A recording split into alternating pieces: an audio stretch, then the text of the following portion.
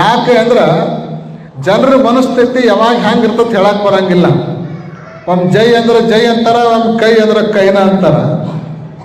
ಬಂದ್ರೆ ಹುಯಿ ಅಂತ ಬರ್ತಾರ, ಒಮ್ಮೆ ಬರಲಿಲ್ಲ ಅಂದ್ರೆ ಎಲ್ಲರೂ ಕೈ ಕೊಟ್ಟು ಮನ್ಯಾಗ ಕೊಡ್ರ ಪರಿಸ್ಥಿತಿನೇ ಇರ್ತಾವ. ಹೀಗಾಗಿ ಪುರಾಣ ನಿಲ್ಲಬಾರ್ದು ಅಂತ ಒಬ್ಬನ ನಂದಿ ಅಂತ ಮಾಡಿ ಕುಂಡ್ರಿಸುವಂಥ ಪದ್ಧತಿ ಗ್ರಾಮೀಣ ಪ್ರದೇಶದಲ್ಲಿ. ಅವನು ನಂದಿ ಅಂತ ಮಾಡಿ ಕುಂಡ್ರಿಸಿದ್ರು. ಅವ 1.5 ಪಂಡಿತ ಇದ್ದ. ದಿನಾಲೂ ರಾಮಾಯಣ ಕೇಳ್ತಿದ್ದ. ಬೇರೆದವ್ರು ಒಂದು ದಿವ್ಸ ಬರ್ತಿದ್ರು, ಒಂದು ದಿವ್ಸ ಬರ್ತಿರ್ಲಿಲ್ಲ. ಅವ ಮಾತ್ರ ತಪ್ಪದೇ ಬರ್ತಿದ್ದ. 3 ತಿಂಗಳು ಪುರಾಣ ಮುಗೀತು. ಪುರಾಣಿಕರು ಗಂಟು ಮುಟ್ಟಿ ಕಟ್ಕೊಂಡು ತಮ್ಮ ಊರಿಗೆ ಹೊರಟು ನಿಂತರು. ಅವ್ರಿನ್ನೇನು ಹೋಗಿ ಬಸ್ ಹತ್ತಬೇಕು ಅನ್ನೋದ್ರಾಗನ ಇವ ಹೊಡ್ಕೋತ ಬಂದ. ಸ್ವಲ್ಪ ನಿಲ್ರಿ ನಿಲ್ರಿ ನಿಲ್ರಿ ಅಂದ. ಬಹುತೇಕ 3 ತಿಂಗಳು ಪುರಾಣ ಕೇಳೋಣ, ಏನೋ ಕಾಣಿಕೆ ಕೊಡಕ್ಕೆ ಬಂದಿರ್ಬೇಕಂತ ಅವ್ರು ತಿಳ್ಕೊಂಡಿದ್ರು.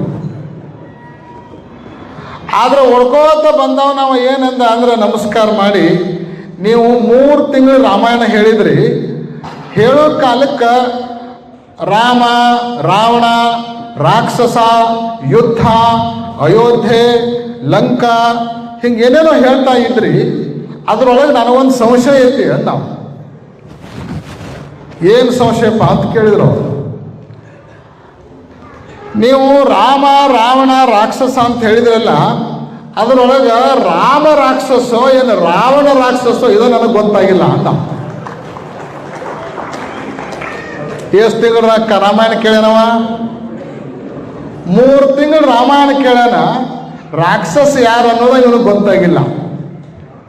ಆ ಪುರಾಣಕ್ಕೆ ಭಯಂಕರ ಸಿಟ್ಟು ಬಂತು.